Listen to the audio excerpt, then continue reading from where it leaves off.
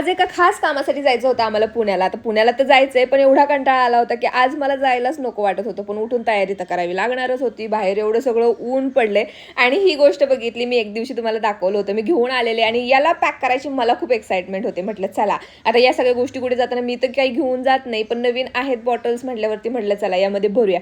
Body lotion भरलं आणि ही ना परफ्यूमची बॉटल सुद्धा आहे. तर म्हटलं यामध्ये परफ्यूम सुद्धा घालावा. आता ओतता तर काही येणार नाही, असाच मी स्प्रे केला, पण ही बॉटल पण छान आहे. बसमध्ये जाताना मला लागली होती छोटीशी भूक. मी यांना म्हणत होते की मला बिस्किट खायचंय. तेच या मावशींनी ऐकलं आणि त्यांनी मला हे बिस्किट दिलं होतं. आता यांची तर पळापळ सुरू आहे आणि त्यांच्या मागे आम्हाला पण असंच पळावं लागतं.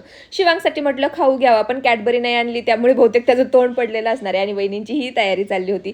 तर रात्री जेवणात मस्त त्यांनी घोटाळाच बनवला होता. आता रात्री ते खाल्लं आणि सकाळी बनवले होते हे केळीचे बन. यांच्याकडे आल्यानंतर या नवीन नवीन गोष्टी आम्हाला बघायला मिळतात, ऐकायला पण भेटतात. दुसऱ्या दिवशी उठल्यापासून आमची पळापळ तर सुरूच होती. तुम्हाला तर मी सांगितलं होतं की आम्ही नवीन बिझनेस सुरू करतोय, त्याच संदर्भात सारखं इकडे येणं जाणं होते. समोरच आम्हाला तुळशीबाग दिसत होती, पण तिकडे काही आम्ही शिरलो नाही, कारण म्हटलं इकडे गेलं की उगाच खिसा रिकामा होणार. आता या गाडीची पूजा चालू होती. सगळ्यांच्या शुभकार्यामध्ये आम्ही सामील असतो, पण आमच्या घरी शुभकार्य कधी घडतील काय माहिती. आज तर दिवसभर माझा नुसता अवतार झाला होता, पण आता गाडी आलीच आहे तर म्हटले चला आपण लॉंग ड्राईव्हला जाऊया. आणि तिकडे गेलोच आहे तर ही सॉफ्टी घेतली होती. आता दिवसभर इतकं खा खाल्लंय की ही सॉफ्टी घशातून खालीच उतरत नव्हती.